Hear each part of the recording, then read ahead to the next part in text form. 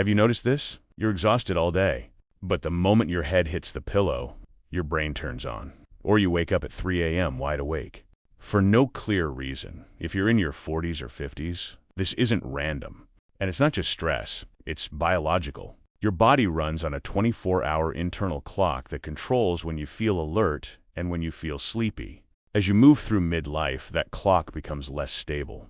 Your natural sleep hormone, melatonin, is released in smaller amounts than it was in your 20s and 30s. Less melatonin means lighter sleep, which means you wake up more icily. But that's only part of the story. In midlife, hormone levels begin to fluctuate, and one hormone becomes especially important: cortisol. Cortisol is your stress hormone. Normally, it should be low at night and rise in the morning to wake you up. But in midlife, cortisol can spike at night. That spike can wake your brain up suddenly, even if nothing stressful is happening. Your body thinks it's morning, and that's why you're staring at the ceiling at 3 a.m. There's another hidden cause most people don't realize: blood sugar. If you eat a high-carb or sugary dinner, your blood sugar rises. Then it drops during the night. When it drops too low, your body releases stress hormones to bring it back up. That stress response can wake you up.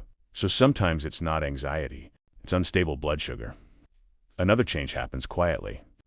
Deep sleep naturally decreases with age. Deep sleep is when your body repairs itself and your brain resets. In midlife, you get less of it.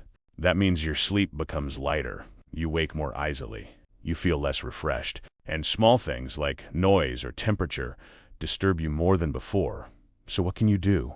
First, reset your internal clock. Within 10 to 15 minutes of waking up, get natural sunlight in your eyes. This signals your body that the day has started, and it helps your brain release melatonin at the right time later that night. Second, stabilize your dinner. Focus on protein, healthy fats, and fiber. Reduce heavy sugar and refined carbs at night. This prevents blood sugar crashes that trigger stress hormones. Third, calm your nervous system before bed. Dim the lights an hour before sleep. Avoid scrolling. And try slow breathing. Inhale for 4 seconds. Exhale for 6. Longer exhales tell your brain that you're safe. Finally, keep your room cool and dark. Your body needs a slight drop in temperature to enter deeper sleep. Here's what matters most. Midlife sleep problems are not weakness. They're not a personal failure. They're biological shifts.